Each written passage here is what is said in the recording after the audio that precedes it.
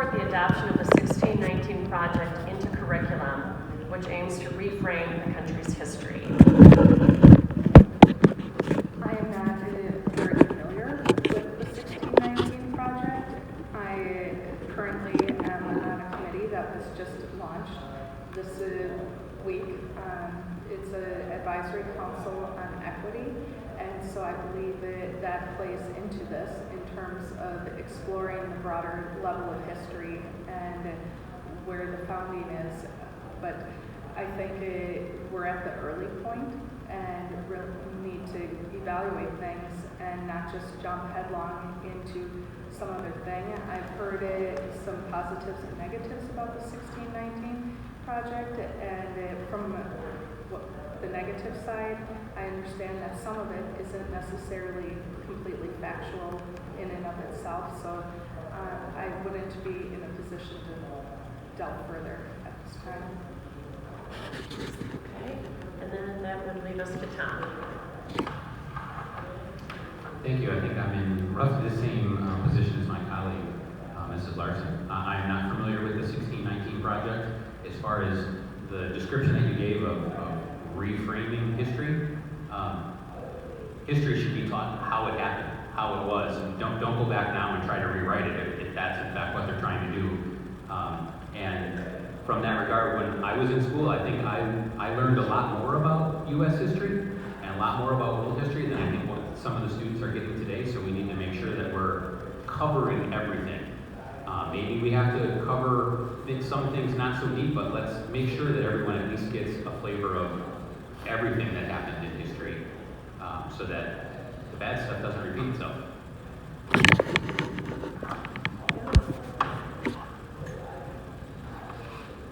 As a starting point, I would not necessarily want to adopt the 1619 project into curriculum.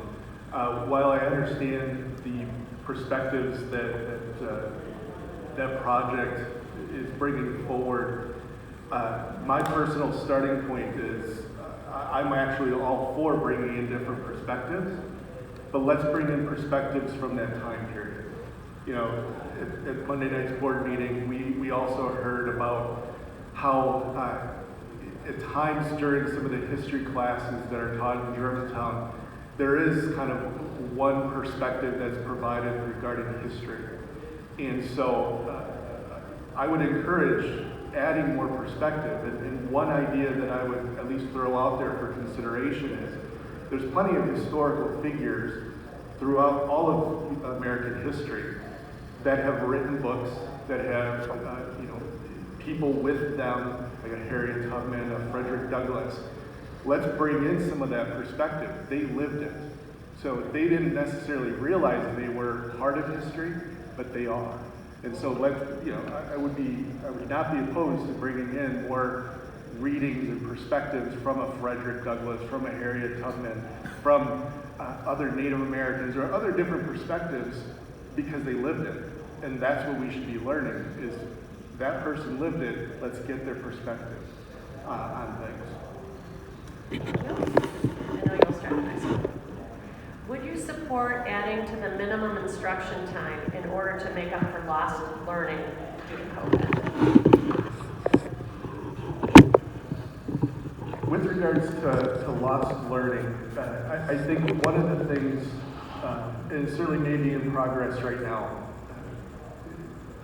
is where have we lost learning? Have we lost learning? I mean, I suppose that's kind of question number one.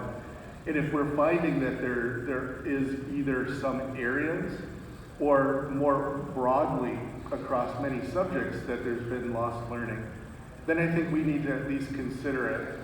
Maybe even be a little bit creative in how we solve for it.